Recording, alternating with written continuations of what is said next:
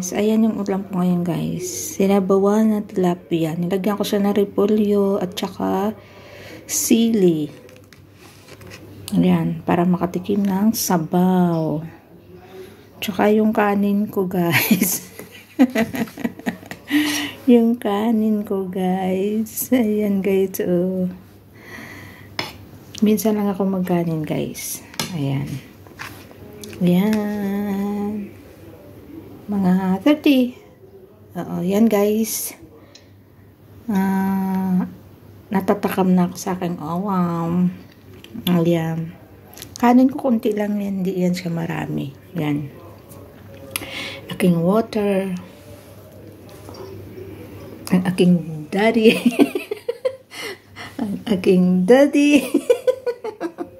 Okay. Ayan tayo. Mga 50. Ayan. Kain tayo guys. Bye-bye.